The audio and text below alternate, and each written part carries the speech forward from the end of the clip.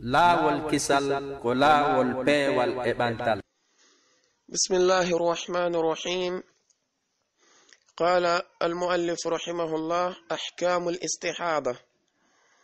عرفنا مما سبق متى يكون الدم حيضا ومتى يكون استحاضة، فمتى كان حيضا ثبتت له أحكام الحيض، ومتى كان استحاضة ثبتت له أحكام الاستحاضة. وقد سبق ذكر المهم من أحكام الحيض، وأما أحكام الاستحاضة فكأحكام الطهر، فلا فرق بين المستحاضة وبين الطاهرات إلا فيما يأتي. بماكي كم شيخ رحمه الله أحكام الاستحاضة نياوجي كان جرجرين أيضا كم شيخ محمد بن صالح العثيمين رحمه الله بأن يوني كدي بمعنى ñaawooje ɗe tawata ko yowondirɗe ɗen e ndeɗo jargere fiyake oɗo sonnajo mo tawata ko sonnajo jargaɗo. ɓe maki arafna en andiri mimma sabaka immorde e konko yawti mata yakunu damu ko sanga hombo woni ko ƴiƴanɗan laatoto haydan fi lordu, wa mata yakunu e ko sanga hombo kadi kañum ƴiƴanɗan laatoto istihadatan jargere. ɗum ɗo e darsuji yawtuɗi ɗin en andi ko honɗum wi'ete ƴiƴanɗan tawata ko ƴiƴan filordu e ko honɗum wi'ete ƴiƴanɗan tawata ko ƴiƴan jargere. e wawi andude ko honno sendidirirten hakkunde ɗeɗo ƴiƴe ɗiɗi. ɓe magi famata kana haydan,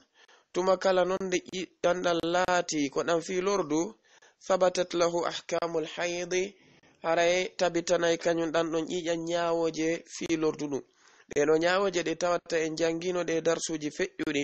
kamɓe cheikh alayhi rahmatullahi kaɓe jantani en ɗon ñawoje yowodirɗe ɗen e ƴiƴan filordu, ñawoje ɗe tawata sonnajo on si ƴiƴan filordu tabiti e makko, ko ñawoje ɗe tawata no waɗɗimo renugol. ɓe maki wa mata kana istihadatan, tuma kala kadi nde ƴiƴan ɗan laati ko ɗan jargere, ɗon kadi thabatat lahu tabitana e ƴiƴan ɗan ahkamul istihadati, ñawoje ƴiƴan jargere ɗan. ɓe maki waqad sabaqa gomɗi yawti de zikrul muhimmi jantagol ko himmi kon min ahkamil haydi e ñawoje e ndeɗo jargere. wa amma ahkamul istihadati, amma non ñawoje kañum ɗan ɗo ƴiƴan ɗan tawata ko ƴiƴan jargere ɗan, ko annon en yiltotako e ƴiƴan filordu ɗan ɗum ɗo yawtino. ɓe maki amma non ko yowodiri kon e ƴiƴan jargere nden, ɗum ɗon kañum faka ahkami tuhri, no waywano ƴiƴan laaɓal ɗan. mana muɗum sonnajo on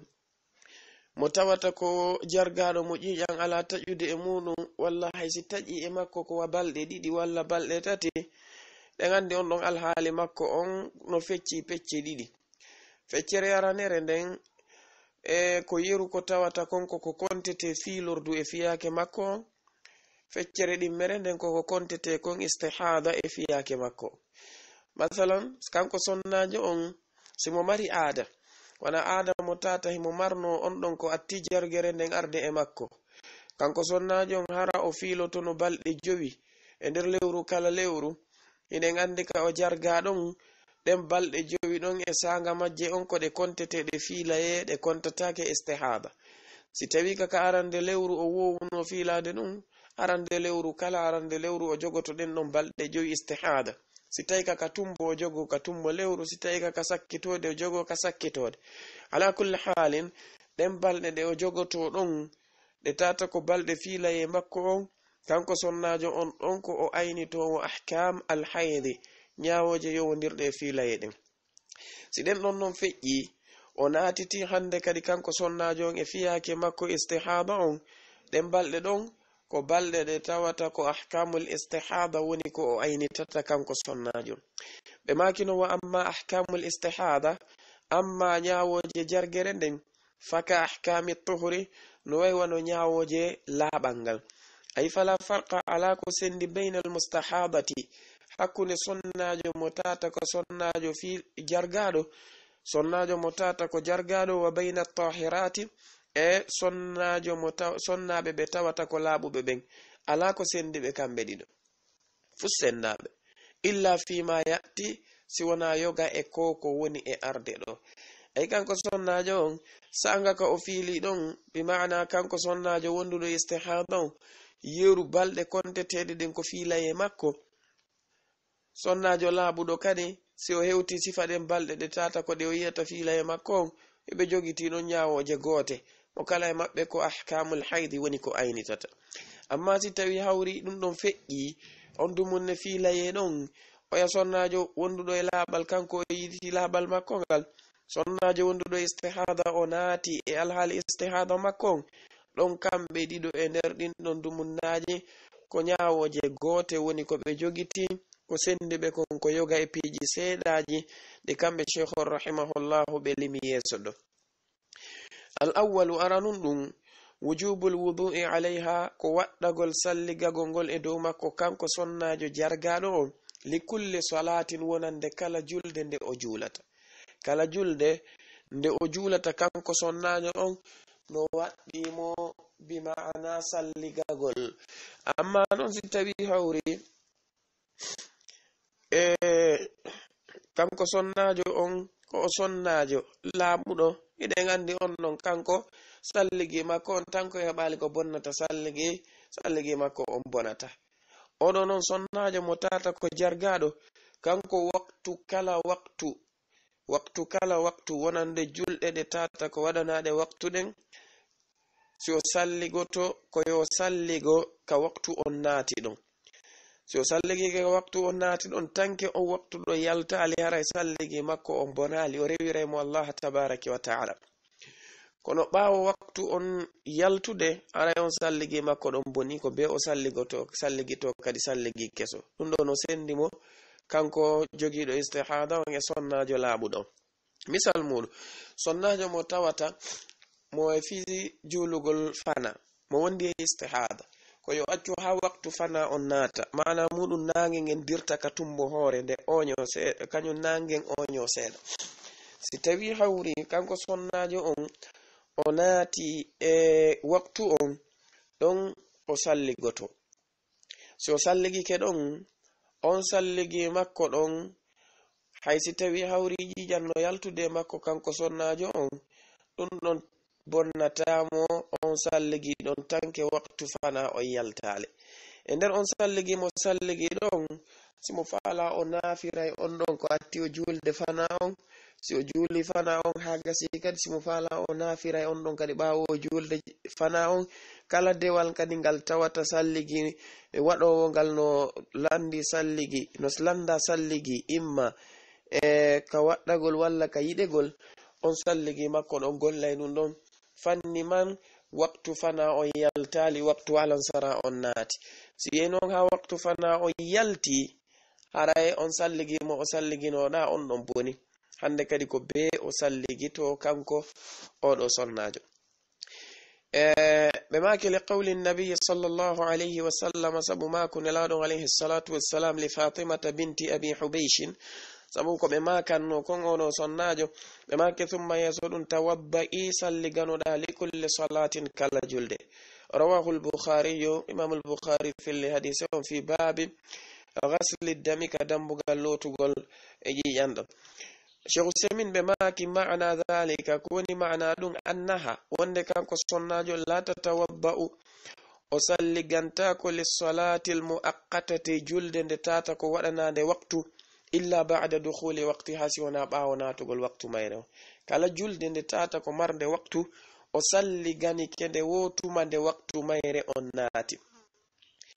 ko tuma nde waktu mayre on naati si o salligo. amma idha kanat as-salatu amma si julde nde laatike ghayra muaqqatatin ko nde tawata nde waqintinaka nde waɗanaka waktu masalan an-nawafilu al-mutlaqa fa innaha kanko sonnajo on tatawabba'u laha o salliganto nden ɗon julde inda iradati fi'liha sanga nde o faandi julugol sanga nde o faali gollugol kañum julde nden. idan julɗe ɗen ko ɗiɗi ko salawatun muaqqatatun wa salawatun ghayru muaqqata. julɗe ɗe tata ko waɗanaɗe waktu e julɗe ɗe tata ɗe waɗanaka waktu. julɗe waɗanaɗe waktu ɗen ɗon simo faalaɗe juulude kanko sonnajo on ko waddimo ko yo accu ha waqtu majje on naata si o salligo aray on salligi makko dolle kadi o boni wotuma nde bi ma'ana nden julde nde o salligani don ndende o salligi e nder waqtu mudum on nde waqtu mayre o yalti amma si tawi hawri ko julde nde tawata nde wadanaka waqtu don kanko sonnajo madama alaka inete nde do waqtu mayre on ko do fuddi waqtu mayre on ko do lanni kanko sonnajo on ko sanga kala nde o faala wadde nden don julde o salligoto nam dum do ko tobbere nde tata ko sendunde odo sonnajo mo tata ko wondudo istihaba e odo sonnajo mo tawata ko laabudo wadi sonnajo laabudo on kanko salligi si o salligani kemo fanni manning o hebali ko bonnata salligi makko on kanko on salligi makko non himo tabbiti الثاني هنا دمرن أنها إذا أرادت الوضوء فإنها تغسل أثر الدم أي هنا دمرن كو وند كانكو sonnajo si o fande ke salligagol aray ko be o lota batte ƴiƴan ɗan mana muɗum compresse makko mo o waɗi on cotton makko mo waɗi on o ya o itta on ɗon taw kanko sonnajo o fitta non batte ɗan ƴiƴan ɗon e makko o watta cotton go compresse keso on sati non si o fuɗɗo non salliganade julde nde o faala julude nden ɓe maki si o waɗi ɗum ɗon o fitti ƴiƴan ɗan وتعصب على الفرج on sati o nota kanko sonnajo on ka farji don akramakum Allah khirqatan ala qatnin mana khirqatan ala qatnin afwan khirqatan ala qatnin woni compress mo tata ko compress wadirado hottollo compress mo tata ko o cotton ara sonnajo on si wadi dum non li yastamsika dama fiyo kanyum koton on wondo nder ton on o nangu ƴiƴan ɗan ko wanno si tawi hawri o waɗi tun goɗɗum o tata nangata ƴiƴan ɗan yarata ƴiƴan ɗan hay joni ilay e makko kono si o ɗitti khirqatan ala qutnin mana moɗon compress mo tata ko compress wonduɗo e koton hara ko poɗo o yara ƴiƴan ɗan si o waɗi ɗum ɗon kañum yaray ƴiƴan ɗan hara ɗan ilata ɗan feƴƴa e makko ɗan wujjota ko e conci makko ɗi ko waɗi cheikh on ɓe maaki wa tu'assibu ala alfarji o notaka farji ɗon akramakumullahu khirqatan ala qutnin e hottollo e compress mo tata ko compress wonduɗo e hottollo liyastamsika addam fiyo kañum hottollo on jogi to ƴiƴan ɗan li qawli nabiy sallallahu alayhi wa sallama sabu maako nelaɗo alayhi salatu wassalam li hamna wonande oɗo sonnajo ɓe maaki e an'atu laki al-karsaf mana muɗum mi sifanoma ko watta ko yani mimmiɗo sifanoma ko watta ɗum woni hottollo mo kalirta ƴiƴan ɗam fa innahu no waɗi non ɗum ɗon yuzhibu dama ɗum ɗon kañum naɓa ƴiƴan ɗam yani ma'ana muɗum si a kali ɗon ƴiƴan ɗan ko si tawi hawri ko ƴiƴan ɗumannotoɗan ɗan kaloto amma si tawi hawri ko ƴiƴan ɗan andanda hoore ma ɗan ɗuuɗi seeɗa kono ɗan foola pande hottollo on jogitoto kañum ƴiƴan ɗan qalat kamɓe hamna ɓe maaki fa innahu no ƴiƴan ɗan aksaru min dhalika hiɗan ɗuuɗi ɓuri ɗan ƴiƴan ɗan tawata hottollo no wawi ɗan yiltude qala kamɓe nelaɗo alayhi salatu wassalam ɓe maaki fattakhidi jogito thawban concol qalat mana ɗettu concol waɗano qalat kanko sonnajo o maaki huwa ɗan ƴiƴan ɗo aksaru min dhalika hiɗan ɗuuɗi ɓuri ka concol kalata ɗam qala kamɓe nelaɗo on sallallahu alayhi wa alihi wa sallama ɓe maaki fatalajjami oɗo talajjami ma'ana muɗum ko waɗu goɗɗum ko tawata ko wonanta mali jaman wonande ɗanɗo ƴiƴan mana muɗum waɗu goɗɗum ko tawata ko jagganay ɗum ma ɗanɗo ƴiƴan hara ɗan yaltali ko waɗi ɗen andi allijam si tawi hawri darama hedde puccu ɓe waɗani puccungol lagaban non fof ko fi ko jaggata puccungun hara ngu feƴƴitali kangu hani e wonde ɗon kangu puccungol idan ono fatalajjami mana munkar mo ko be maake ko woni waɗugol goɗɗum ko tawata ko jaggay ɗon ƴiƴan ɗan hara ɗa yawtale wona hottollo alhadith شيخ بماكي ولا يضر حال الرتام كان كسناجو ما خرج كون يلتي بعد ذلك باودندو لقول النبي صلى الله عليه وآله وسلم سبماكو نلانو عليه الصلاة والسلام لفاطمة بنت أبي حبيش بماكي اجتني بالصلاة أيام حيضك ثم اغتسلي وتوضئي لكل صلاة ثم صلي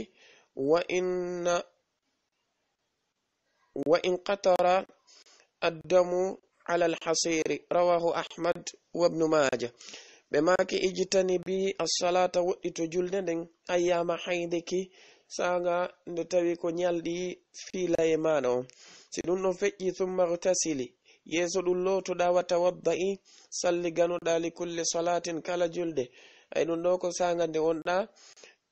hida yide jijan dan kono jijan fila e dan feƴƴi joni ko jijan istihaba dan thumma yeso ɗum salli juula wa in qatara damu ala alhasiri walla wa in qattara damu ala alhasiri hay si tawi hawri jijan dan ari sintude ka hoore gatal ɗan lorratama hay e hunde siɗi hara jijan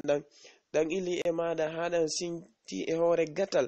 ngal wonɗa e juulude muɗum ngal ɗan wonɗa yaltude ɗum ɗan lorratama e hunde idan kanko sonnajo ɓaawo o wadde ko kalata ƴiƴan ɗan kon so waɗi yeru ko mari taqa ko waɗugol fi kalgol ƴiƴan ɗan hay si ƴiƴan ɗan yalti ɗon ɗan bonnatamo salligi on ɗan soɓintamo conciɗin ɗan lorratamo hay e hunde rawahu ahmad wa ibnu maja ɓe maki athalithu hunde tammere ko sendi kon hakkunde sonnajo mo tata ko jogiiɗo istihada e sonnajo mo tata ko laaɓuɗon aljima'u ko fiyake nguɗo rendigu faqad ikhtalafa al-ulama'u fi jawazihi karmo koɓɓen ɓe luutodiri e dagagol kañum rendigu ngun wonande oɗo sonnajo mo tata ko wonduɗo istihada idha lam yukhfa al-anatu bitarkihi si tawi hawri hulaka tampugol ngol sonjagol ngol sabu tertagol rendigu ngun manam muɗum si tawi hawri kanko sonnajo on si tawi o rendaka fewdo on sa'i ɗon kanko tigi o tampay o sonjoto o lorroto moƴƴa walla gorko on tigi woni modi makko lorroto moƴƴa tampay moƴƴa ɗon arayno dago amma ɗon no dago bila khilafin amma non si tawi hawri tawa kanko sonnajo on si tawi o rendidaka ɗon o hula waɗugol zina gorko makko on kadi hula waɗugol zina oɗon karmo koɓɓen ɓe lurri woɓɓe yaari no dagi woɓɓe yaari dagaki sheikhun maki wassawabu ko ɓuri hawrude ko selli kon jawazuhu mutlaqan ko dagagol muɗum few foti non gorko on no huli waɗugol zina walla sonnajo on no huli waɗugol zina ma gorko on hula waɗugol zina sonnajo on hula waɗugol zina sonnajo mo tata ko wonduɗo istihada si tawi tum feƴƴi ñalɗi makko kontaɗi ko filayeɗin o arti e ñalɗi istihada ɗin no dago yidugol e makko balde alal itlaq li anna nisa'an kathirat sabu tawde sonnaɓe ɗuɗuɓe yablugna al ashar ɓe tata hiɓe yotto fayda ɓe sappo kamɓe sonnaɓe ɓen walla hiɓe yotto sappa nam hiɓe yotto kamɓe sonnaɓe ɓen ɓe sappo aw aksar maɗum ko ɓuri ɗuɗude ɗum ɗon istahadna ɓeno sonnaɓe heɓuno istihada fi ahdi nabiyi sallallahu alayhi wa sallama zaman nelaɗon alayhi salatu wassalam kono walam yamni'i llahu wala rasuluhu min jima'ihinna allahu azza wa jalla tippinali haɗugol rendigu maɓɓe nelaɗon alayhi salatu wassalamu ma kaali ɗum bal siko woni fi qawlihi ta'ala e kongol makko kanko allahu fa'tazilu nisaa wo'ite sonnaɓe ɓen fil mahidi ka fi laye dalilun ɗum ɗo ko tindinayi ɗum ala annahu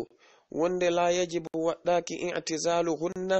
yor woɗɗitagol ɓe fima siwahu ko wona e fiila en woɗɗitagol ɓe e balde wali anna salata e sabu tawde julde nden tajuzu minha hinde dago immorde makko kanko sonnajo wonduɗo istihada o fal jima'u ahwanu ko rendigo ngum ɓuri newade ɓe maki wa qiyasu jima'iha amma eɓɓugol rendigu makko ngun ala jima'il ha'idi e dow rendigu oɗo sonnajo fiiliɗo ɗum ɗo gayru sahihun wana ko selli few ko waɗi noon fiiliɗo on deja o juulatata ono omma oɗo mo tata ko o wonduɗo istihada kanko bila shakkin o juulay yani ƴiƴan istihada e ƴiƴan fiilordu ko ƴiƴan ɗan tawata naɗan gotum o ɗum waɗi eɓɓindirgol ɗan ɗum ɗon ko eɓɓindirgol ko tawata sella o eɓɓindirande sertunde li annahuma sabu tawde kanɗe ƴiƴe ɗen ɗiɗi la yastawiyani ɗe fotata hatta inda alqa'ilina bittahrimi hayka ɓe wi'uɓe ɓe wonde sonnajo mo tata ko wonduɗo e jargere nden no harmi ka o rendide ɓen ɗon tigi hiɓe sendi hakkunde ƴiƴan fiilorduɗan e ƴiƴan jargere ɗan fotata ka maɓɓe few idan madama ɗan fotata wal qiyasu la yasihu ma alariq eɓɓugol ngol wawata sellude wondude e ko tawata konko ko serti ɗum ɗo wawatake eɓɓindirede piiji ɗi tawata ko piiji sertuɗi naam idan ko ɓuri sellude kon ko kanko sonnajo mo tata ko wonduɗo e istihada kanko sonnajo on himo rendide alal itlaq siwana nokku ka tawata ɗon ko yeru balɗe kontanade mo ɗen fiilortu ɓe maki ahkamul istihadati nyawoje ndeɗo jargere arafna en andi mimma sabaka immorde e konko yawti mata yakunu damu ko sanga hombo ƴiƴan ɗan latoto haydan fiilaye wa mata yakunu ko sanga hombo ɗan latoto istihadatan jargere fa mata kana haydan tuma kala ɗan laati fiilaye sabatat lahu tabitanay ɗan ahkamul haydi nyawoje fiilayde wa mata kanat tuma kala nde ƴiƴan ɗan laati istihadatan jargere sabatat lahu tabitanay ɗan ahkamu al istihadati nyawoje jargere nden وقد سبق قمدي يوتي ذكر المهم جانتا والكهمكم من أحكام الحيض نياوجي في ليلة وأما أحكام الاستحاضة أما نياوجي جرجرنين تنون فك أحكام الطهور هدوي ونياوجي لا بنغل فلا فرق على كسند بين المستحاضة حق جرجالو وبين الطاهرات سنة بلاب ببن إلا فيما يأتي سونا يكون كهرتدو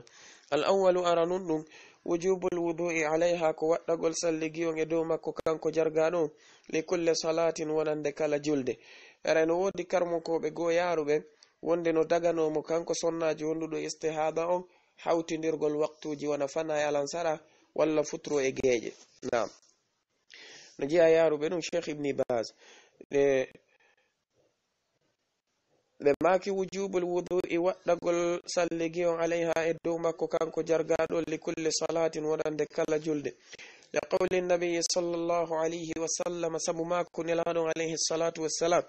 li fatimata binti abi hubayshin wonande ono sonnajo ɓe maki thumma yeso ɗum tawadda'i salligano li kulli salatin kala julde rawahu al-bukhariyu fi babi ghasli dami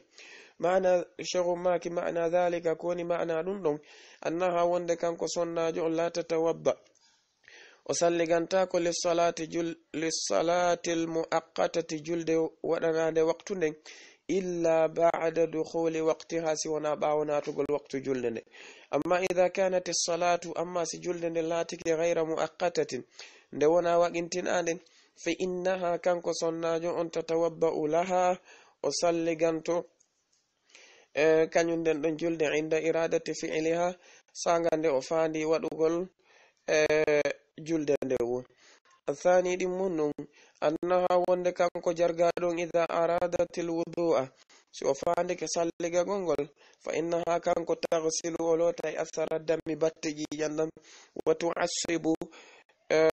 o nota ala alfarji ka farju akramakumullah khirqatan ala qutnin compress mo tata ko wonduɗo e coton liyastamsika dama fiyo on ɗon coton nangu on hottollo ɗo yo nangu ƴiƴan ɗon liqawli nabi sallllahu alayhi wa sallama li hamnata sabu mako nelaɗon alayhi salatu wassalam wonande oɗo sonnajo ɓe maki an'atu laki miɗo sifanade mako gollira mi sifanike ma ɗum alkarsaf oɗo hottollo fa innahu no ɗum ɗo yuzhibu dama naɓay ƴiƴanɗa mana kalayɗan qala to wi kanko sonnajon fa innahu no ɗan ɗo ƴiƴan aktharu min dhalika hiɗan ɗuuɗi ka oɗo hottollo kalata ɗam qala ɓe maki fattakhidi jogi to awa thawban concol nota ɗon qalat sonnajo on maki huwa ɗan ɗo ƴiƴan aktharu min dhalika hiɗan ɗuuɗi ka ngol ɗo concol kalata ɗam qala nelaɗo on maki sallllahu alayhi wa sallama fatalajjami bimana jogi to ko tawata ko kalanay ɗum maƴiƴan ɗan woni oɗo nam sifa hottollo on ɓe maki kamɓe cheikh usaimin wala yadurru ha lorratamo kanko sonnajo on ma haraja konko yalti ba'da dhalika ɓawo o notude ko o wawi notude ko ɓe qawli nabi sallllahu alayhi wa sallam sabu mako nelaɗon alayhi salatu wassalam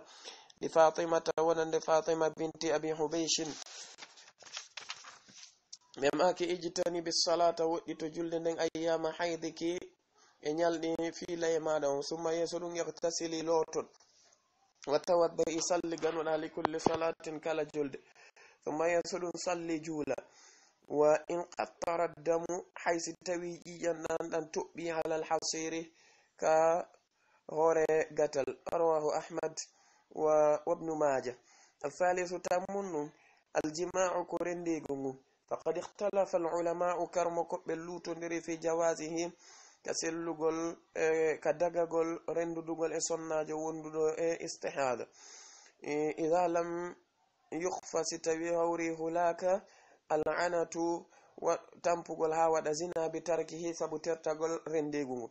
sawabu ko hawrondire sawaba ko jawazuhu ko dagagol rendigu wondude on ɗon mutlaqan e hoore wellitugol haysi tawi hawri hulaka li anna nisa'an sabu tawde sonnaɓe kathirat ɗuɗuɓe yablughuna al-ashar ɓe tawata ashara ɓe yettoto no sappo aw akthara walla ko ɓuri ɗudde ɗum istahabma ɓe heɓuno istihada fi ahdi nabiyi sallllahu alayhi wa sallam e zaman nelaɗo alayhi salatu wassalam walam yamni illahu allahu haɗano wala rasuluhu wona nelaɗo makko min jimi'ihinna rendudugol e maɓɓe bal siko woni fi qawlihi ta'ala no e konngol allahu on konngol makko ko wi ɗon fa'tazilu nisaa woɗɗiteɓe ɗo sonnaɓe fil mahidi ka filaye dalilu no e muɗum dalil ala annahu wonde kanko sonnajo wonde la yajibu waɗɗaki i'tizaluhunna woɗɗitagol ɓe ka mbaldi fima siwahu ko wona ka filaye ɗo wali anna salata